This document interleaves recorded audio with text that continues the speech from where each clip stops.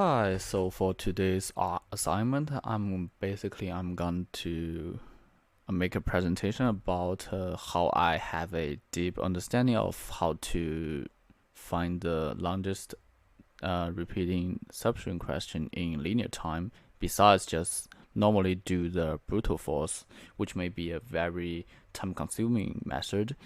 And what we can do that is also kind of mentioned in the problem definition here. That is, firstly, take all the suffix and then sort it in alphabetically.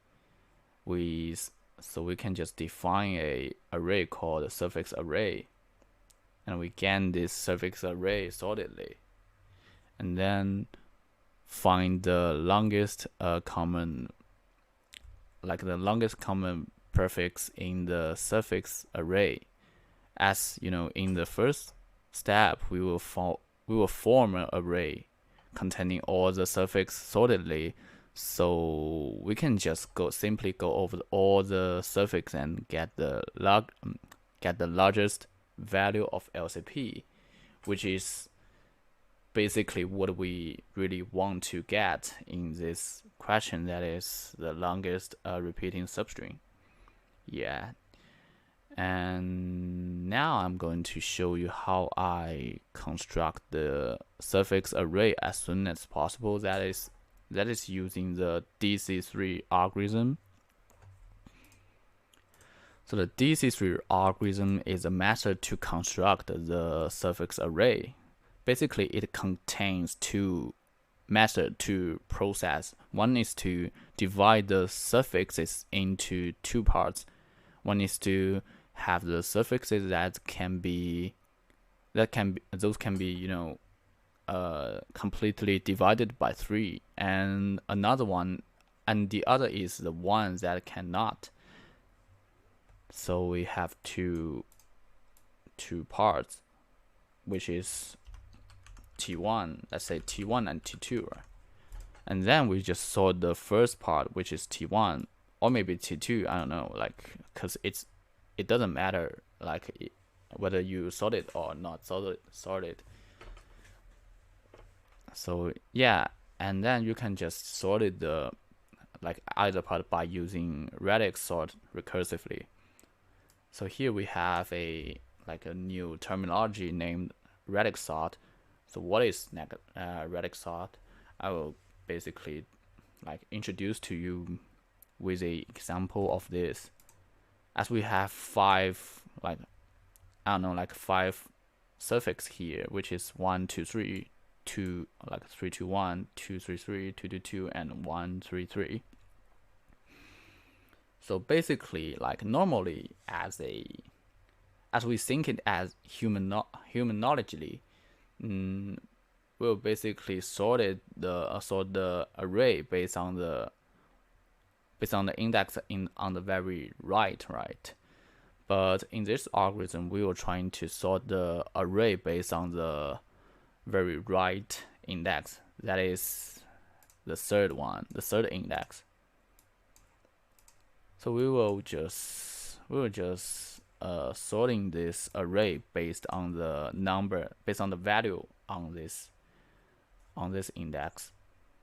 But remember to just go over this array based on the same order, because we don't really want to mess up this order, right?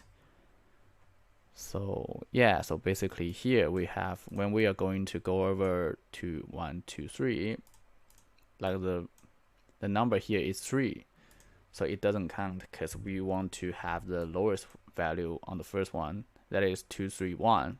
3, 2, 1. So here we have 3, 2, 1 as the first object, and then 2, right? So 2 to 2, and then we're going to go back from the front to have the one with the number as 3. We have 1, 2, 3, 2, 3, 3, and 1, 2, 1, 3, 3. Yeah, and after we do the sorting for the first time, we continue to do a sorting based on the index, but plus 1 to the left, which is the second index here.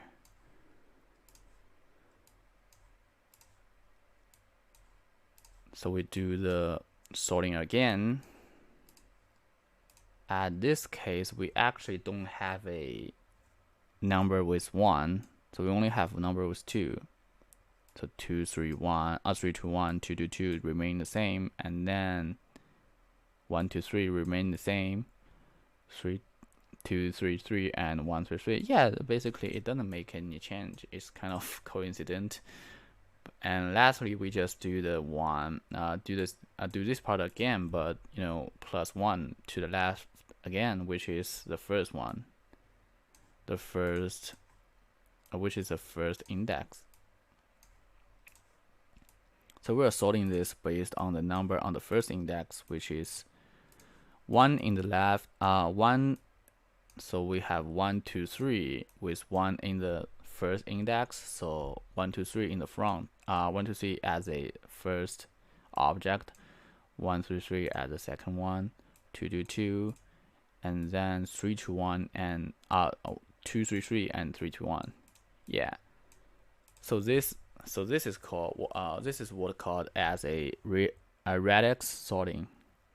As we can see, actually we have a perfect sorted array, and this we can actually get this array sorted in a time complexity of like O3n. I'm sorry, O3n.